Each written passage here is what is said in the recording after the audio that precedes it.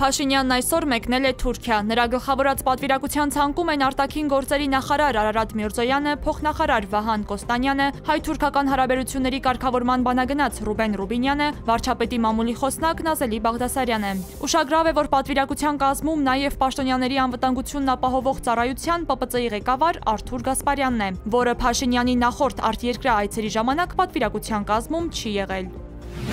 Տաշիր պիցայի ևս մի մասնաճյուղի գործունեություն կասեցվել է։ Սննդի անվտանգության տեսչական մարմնից վստահեցնում են ստուգումները ընկերության դիմումի հիման վրա են։ Այս պահին վերահսկողություն է իրականացվում կազմակերպությանը պատկանող հանրային սննդի 30 կետերում։ Պիցա Տաշիր ընկերությունը պատկանում է գործարար Սամվել Կարապետյանին, որը 2 ամսով կալանավորվել է։ Նրան մեղադրանք է ներկայացվել իշխանությունը զավթելու հրապարակային կոչի հոդվածով։ Ազգային ժողովի Հայաստան խմբակցության падգամավոր Գառնիկ Դանիելյանի մեքենայի ապակին կոտրելու դեպքի առթիվ նախաձեռնվել է քրեական վարույթ գողության հատկանիշներով։ Այս մասին Ֆակտ-ՌԵՄ-ին հայտնել են քննչական կոմիտեից։ Падգամավորն անձամբ էր դիմել իրավապահներին, նա Facebook-ում գրել էր, որ նախնական զննությամբ ավտոմեքենայից գողություն չի կատարվել։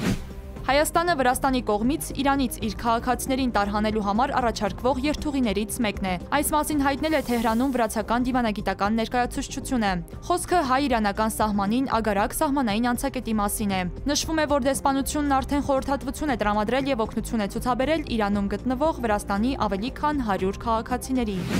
Թրամփը 2 շաբաթվա ընթացքում որոշում կկայացնի, թե արդյոք Միացյալ Նահանգները կներգրավվի Իսրայել-Իրան հակամարտության մեջ, հայտնել է Սպիտակ տան մամուլի քարտուղարը։ Միացյալ Նահանգների նախագահը հայտարարել էր, որ պատերազմին ԱՄՆ ուղիղ մասնակցության մասով դեռ վերջնական որոշում չունի, սակայն պատրաստ են ամեն սցենարի։ Իսրայելի բանակը մի շարք հարվածներ է հասցրել Թեհրանի կենտրոնին, այս մասին հաղորդվել է Գերատեսչության տելեգրամյան ալիքում։ Հաղորդվում է, որ հարված է հասցվել տասնյակ թիրախների, այդ թվում հրթիռների արտադրության ռազմական օբյեկտների եւ Իրանի միջուկային զենքի նախագծի հետազոտությունների եւ մշակման համար նախատեսված SPND շտաբին։ Մամուլի ծառայության տվյալներով Թեհրանի վրա հարձակմանը մասնակցել է ավելի քան 60 կործանիչ։ Առավոտյան Իրանն էլ բալիստիկ հրթիռ է արձակել Իսրայելի Բեր-Շեբա քաղաքի վրա։ Այս մասին էլ հայտնել է The Times of Israel-ը։ Հրթիռը որսալ չի հաջողվել եւ այն ընկել է բնակելի շենքերին մոտ տարածքում, հաղորդվում է վիրավորների մասին։